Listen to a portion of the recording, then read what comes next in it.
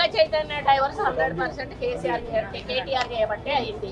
ఎందుకంటే convention hall ని కూడగొట్టద్దు అని అంటే సమంతను నా దగ్గరికి పంపాలి అని చెప్పి ఆయన డిమాండ్ చేశారు.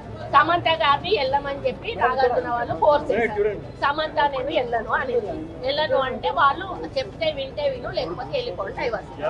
అది ఓపెన్ సీక్రెట్. అందరికీ కూడా ఇంటర్నల్ గా మీడియా వాళ్ళంతా వాళ్ళకి ఎవరికి ఇండస్ట్రీ వాళ్ళందరికీ కూడా తెలుసు. ఈరోజు సమంత జీవితం అన్యాయం కావడానికి 100% కేటీఆరే కాదు. అదే విధంగా 2-3 హీరోయిన్లు పెళ్లిళ్ళు కూడా చేసేస్తున్నారు. ఎందుకు అన్నట్టు ఈ డ్రగ్స్ కేసు రాగానే ఈరోజు మీకు తెలుసు రకుల్ ప్రీత్ సింగ్ ఆల్రెడీ బయట ఆమె పెళ్లి చేసేసుకుందా, ఇంకొక 2 హీరోయిన్స్ కూడా గబగబా పెళ్లిళ్ళు చేసేస్తున్నారు. ఈ తలకాయ మాకేంద్ర బాబు మేము ఇందులో ఇరుక్కుంటాము. ఆ రోజు ఆయన అధికారం ఉండి ఈ విధంగా వాళ్ళ ఫోన్లు ట్యాప్ చేసి వాళ్ళు ఎవరితోటన్నా సీక్రెట్ గా మాట్లాడుకున్న వాటిని రికార్డ్స్ తీసుకొని ఆ రికార్డ్స్ వాళ్ళకి వినిపించి బెదిరించి ఇగో ఈ రికార్డు మీద ఉంది నా దగ్గర, మీరు కానీ రాకపోతే ఈ రికార్డు నేను బయట పెడతా అనే పద్ధతిలో చాలా మంది హీరోయిన్లు లొంగపరుచుకున్నాడు. వాళ్ళందరినీ డ్రగ్స్ కి అలవాటు చేశాడు. ఈయన కూడా డ్రగ్స్ వాడాడు. దానితోటే ఆ రోజు డ్రగ్స్ కేసు కానీ ఈ రోజు ఫోన్ ట్యాపింగ్ కేసు కానీ చాలా సీరియస్ గా మన ప్రభుత్వం తీసుకున్నారు. తెలంగాణ దేవాదాయ శాఖ మంత్రి కొండా సురేఖకు ఊహించని షాక్ తగిలింది. ఆవిడకి నాంపల్లి కోర్టు చాలా గట్టి షాక్ని ఇచ్చిందని చెప్పుకోవాలి.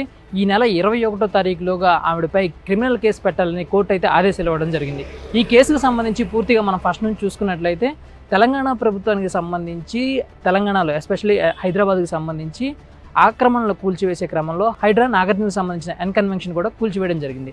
అయితే ఈ కూల్చివేసే ప్రక్రియ పూర్తిగా రాజకీయ మలుపు తిరిగింది. ఈ రాజకీయ మలుపు తిరిగినప్పుడు నాగార్జునకి అండగా బీఆర్ఎస్ పార్టీ తరఫున కేటీఆర్ కూడా ఒక స్టేట్మెంట్ ఇవ్వడం జరిగింది. అయితే ఈ స్టేట్మెంట్ని పూర్తిగా ప్రతిఘటించే క్రమంలో కొండా సురేఖ నాగార్జున ఫ్యామిలీని ఉద్దేశించి ఎస్పెషల్లీ సమంతను ఉద్దేశించి కేటీఆర్ ఫోన్ ట్యాపింగ్స్ ఉద్దేశించి కొన్ని అనుచిత వ్యాఖ్యలు అయితే చేయడం జరిగింది. ఈ అనుచిత వ్యాఖ్యలే సినీ రంగానికి సంబంధించి కానీ రాజకీయ వర్గానికి సంబంధించి కానీ పూర్తి ప్రకంపనలు రేపాయి. ఒక పక్క నాగార్జున ఫ్యామిలీ హట్ అయింది, ఇంకో పక్క కేటీఆర్ కూడా తనకు పరువు నష్టం కలిగించేలా కొండా సురేఖ వ్యాఖ్యలు చేశారని చెప్పేసి నాంపల్లి కోర్టులో పరువు నష్టం దావా అయితే వేయడం జరిగింది. ఒక పక్క కేటీఆర్ పరువు నష్టం దావా వేశారు, దీంతో పాటుగా నాగార్జున కూడా పరువు నష్టం దావా వేయడం అయితే జరిగింది.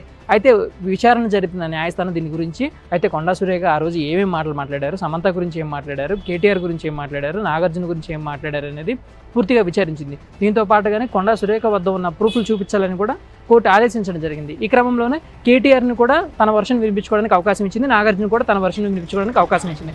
అయితే పూర్తి సుదీర్ఘ విచారణ అనంతరం కేటీఆర్ వ్యాఖ్యల్ని కోర్టు సమర్థించడంతో పాటుగా కొండా సురేఖ చేసిన అనుచిత వ్యాఖ్యలపై తీవ్రంగా పరిగణనలోకి తీసుకొని ఈ నెల 21వ తారీఖులోగా ఆవిడపై క్రిమినల్ కేసు పెట్టాలని పూర్తిగా ఆదేశాలు ఇవ్వడం అయితే జరిగింది. దీంతో పాటుగానే హైడ్రా విషయంలో ఎన్కన్వెన్షన్ కూల్చివేత విషయంలో పూర్తిగా ఏదైతే ఈ డెమాల్సేషన్ పూర్తిగా రాజకీయ మలుపు తిరిగిందో ఆ రాజకీయ మలుపు తిరిగిన దగ్గర నుంచి పూర్తిగా ఆవిడ చేసిన వ్యాఖ్యలు మొత్తాన్ని ఒకసారి పరిశీలించుకున్నట్లయితే కేటీఆర్ ఫోన్ ట్యాపింగ్ చేశారని, నాగార్జున సమంత పైన కొన్ని విషయాల్లో ప్రెజర్ పెట్టారని, అది సమంతకి నచ్చక వాళ్ళ ఫ్యామిలీ మధ్య గొడవైందని, అందువల్లే విడాకుల వరకు వెళ్ళిందని ఆవిడైతే చెప్పుకొని రావడం జరిగింది, ఆరోపించడం జరిగింది.